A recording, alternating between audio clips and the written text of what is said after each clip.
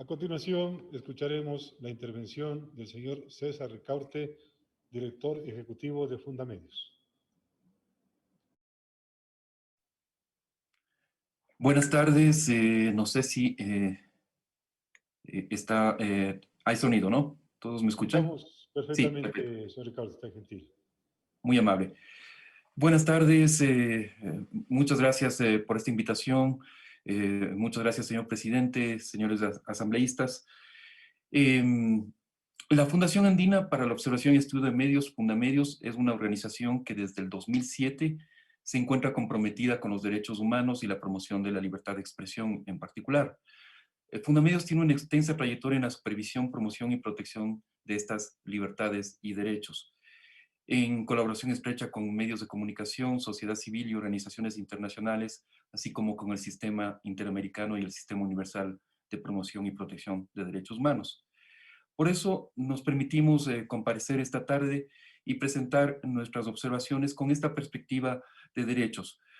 Pues si bien, como nos ha explicado Lorena Naranjo en su intervención, la ley no regula la libertad de expresión, sí tiene unas consecuencias, la protección de datos personales tiene consecuencias sobre el ejercicio de estos derechos y libertades fundamentales. Por eso, como digo, nos permitimos realizar estas consideraciones. El proyecto de ley debe considerar la conexión entre protección de datos personales, el acceso a la información y la libertad de expresión, priorizando el derecho a la autodeterminación informativa de las personas en el contexto de la sociedad de la información y protegerla en forma independiente del derecho a la intimidad. Eso yo creo que es muy importante que ustedes como legisladores, como asambleístas, tengan esa perspectiva de derechos, de que aquí, más allá de los temas técnicos, se está regulando derechos y es importante hacer la debida ponderación entre esos derechos.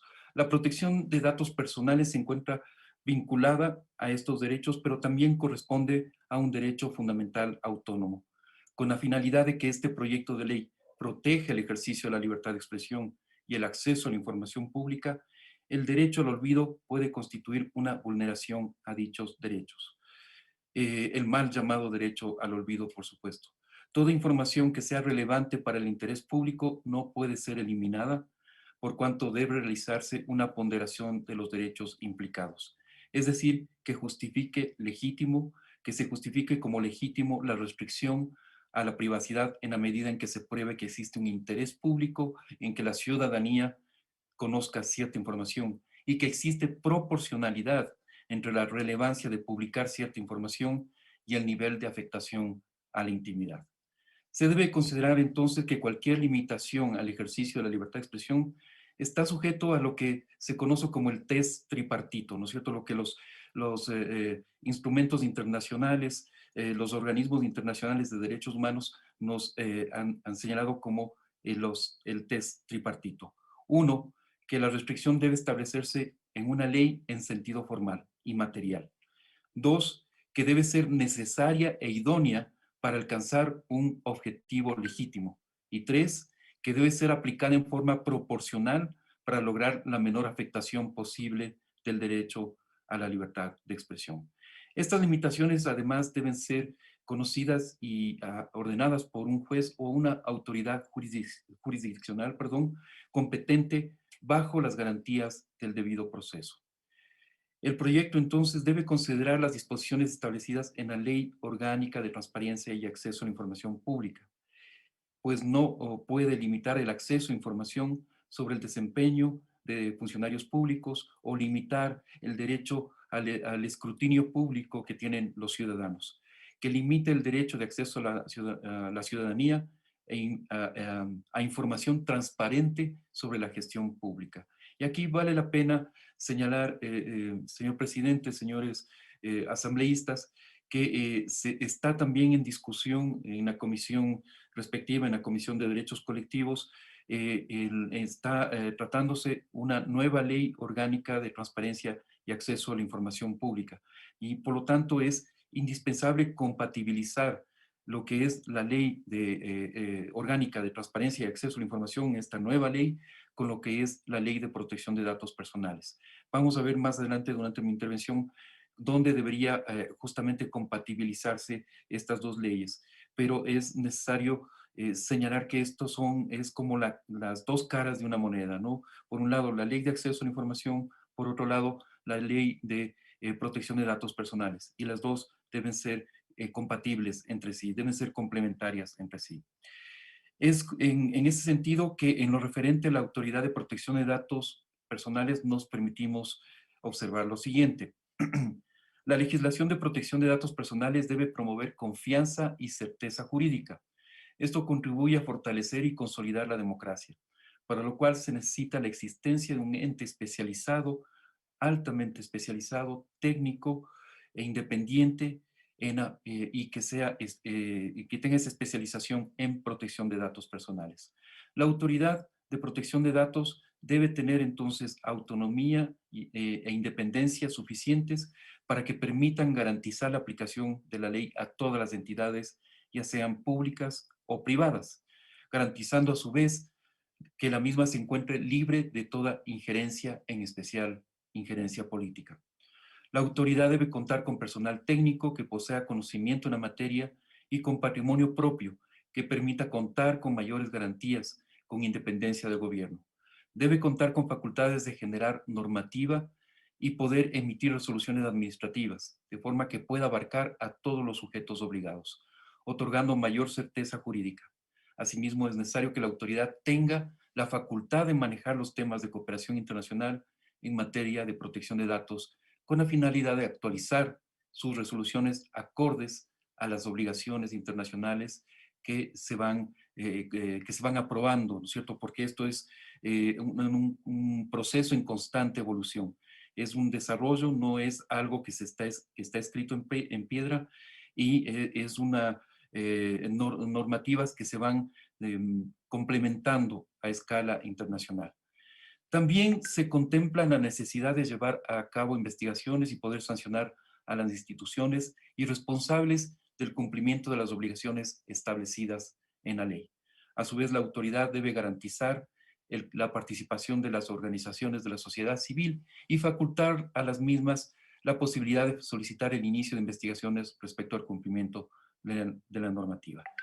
Estas facultades, entonces, van de la mano con las obligaciones que organismos internacionales de derechos humanos han establecido también para la autoridad de acceso a la información pública. Debido a la relación que existe entre estos dos derechos, resulta necesario que la misma autoridad pueda desempeñar ambas facultades, imitando el modelo mexicano o incluso el modelo chileno, ¿no es cierto? En el cual una sola autoridad, ¿no es cierto?, sea esta una superintendencia, sea una dirección nacional. Esto ustedes lo decidirán atendiendo a las disposiciones de austeridad que rigen en este momento en el Estado ecuatoriano, pero obviamente sería mucho más deseable, tendría mayores competencias una autoridad que tenga el nivel de superintendencia. Pero esa autoridad, en todo caso, debe ser una sola autoridad que tenga dos brazos, uno para la protección de datos personales, otro para garantizar el derecho del acceso a la información. Esto, como les digo, es el modelo que después de un estudio muy detallado que hicimos de la legislación comparada a escala de América Latina, ¿cierto? Nos encontramos que las mejores prácticas se encuentran justamente cuando un mismo organismo, una misma autoridad reúne las dos brazos, las dos autoridades en una sola, ¿no es cierto? Acceso y protección de datos personales. El modelo mexicano, ¿no es cierto?, que ha resultado quizás el más exitoso en ese sentido, es además un órgano colegiado especializado que puede realizar justamente esa ponderación de derechos. Así que nos permitimos eh, poner sobre la mesa, sugerir que se examine con mucho cuidado, con mucho detalle, la posibilidad de que se establezca esta única autoridad, una sola autoridad, tanto para la protección de datos personales como para la protección de datos personales. Ahí estaría en gran parte esa compatibilizada las dos legislaciones, como les comentábamos hace un momento. Finalmente, permítame hacer unas consideraciones adicionales sobre el derecho al olvido digital, que es nuestra preocupación más fuerte en cuanto a la garantía del derecho a la libertad de expresión. El derecho al olvido tiene por objeto tutelar el derecho a la privacidad, de acuerdo a lo señalado por el Tribunal Europeo. El derecho al olvido reconoce una instancia de solicitud de desindexación limitada a la información bajo el nombre propio de la persona física, entendiendo que dicha información provee una visión estructurada de la información relativa a esta persona que puede hallarse en Internet y que afecta potencialmente a una multitud de aspectos de su vida privada que sin dicho motor no se habrían interconectado o solo podrían hacerlo muy difícilmente. La Corte Interamericana ha desarrollado en vasta jurisprudencia el contenido del derecho a la vida privada consagrado en la Convención Americana de Derechos Humanos y ha dejado establecido que este derecho involucra distintos aspectos como la identidad física, social y emocional, así como la autonomía personal y el derecho a establecer y desarrollar relaciones sociales. Esto quiere decir que la vida privada comprende un ámbito bastante amplio del desarrollo de la persona humana que incluso se encuentra directamente vinculado con el derecho a la libertad personal. Es importante señalar en este punto que la misma Corte Interamericana, interpretando la Convención Americana de Derechos Humanos, ha señalado que la libertad de expresión es justamente uno de los derechos fundamentales para ejercer esa autonomía en el desarrollo de la persona humana.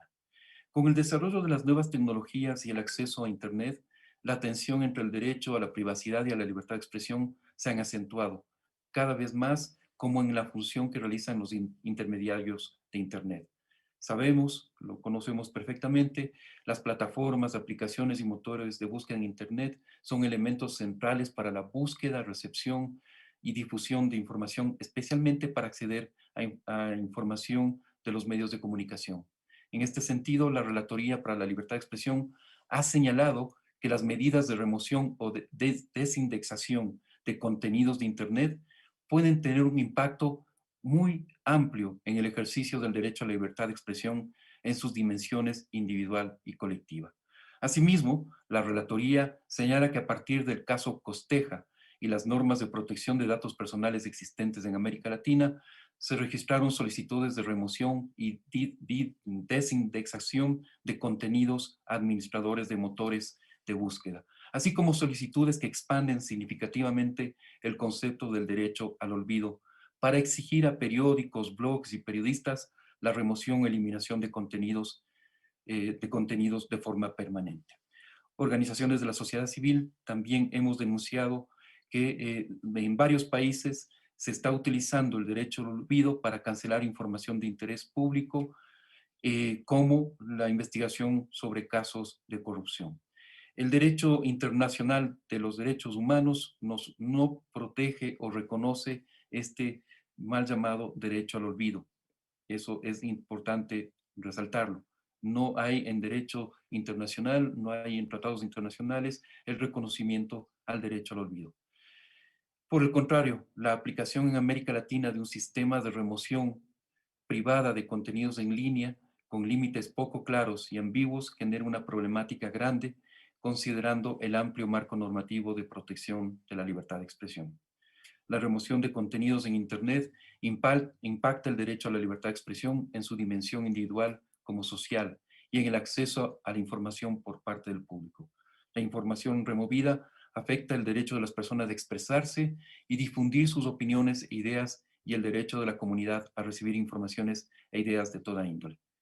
La desindexación de contenidos, por su parte, dificulta e invisibiliza los contenidos, por lo tanto, ambos tienen un efecto limitante a la libertad de expresión al restringir la posibilidad de buscar, recibir y difundir informaciones e ideas por parte de todas las personas sin consideración de fronteras nacionales. Finalmente, y no menos importante, frente a este derecho que está incluido en el informe para primer debate, ¿no es cierto? Es necesario señalar que en el contexto latinoamericano, que contempla muchos años de conflictos y de vigencia de regímenes autoritarios e incluso de dictaduras, ¿no es cierto? Las personas y organizaciones de derechos humanos instan a un mayor acceso a información acerca de la actividad de los entes públicos y también de la actividad o de los hechos históricos del pasado, ¿no es cierto? Todo lo que se refiere a las comisiones de la verdad, al conocimiento de la verdad histórica acerca del doloroso pasado que tienen muchos de nuestras sociedades. Y esto es así porque representa graves violaciones a los derechos humanos. Recordemos que incluso en nuestra Constitución, en la Constitución del Ecuador, en el artículo 18 se señala con claridad que no se puede negar información reservada o información por cualquier otra razón cuando implica información acerca de violaciones de derechos humanos. Por esta razón es importante reconocer que el derecho al olvido puede afectar este derecho a la verdad y a la memoria. Entonces, señor presidente, señores legisladores, es importante, como señalábamos al inicio de mi intervención, que ustedes acojan esta visión del tratamiento de la Ley de Protección de Datos Personales desde la visión de protección de derechos, de cómo varios derechos son integrados en este cuerpo legislativo. Como digo, no es solamente un asunto técnico, no es solamente un asunto tecnológico, sino que esta ley tiene mucho que ver con la vigencia, promoción de derechos humanos, más aún en la era digital, más aún en esa sociedad digital que nos describía a la perfección y con mucha justicia Lorena Naranjo. Ese es nuestro aporte, señor presidente, señores asambleístas. Esperamos que sean acogidas estas observaciones puntuales, pero que consideramos que son fundamentales para que este cuerpo legislativo cumpla perfectamente con los estándares internacionales y proteja derechos. Muy amable. Muchas gracias.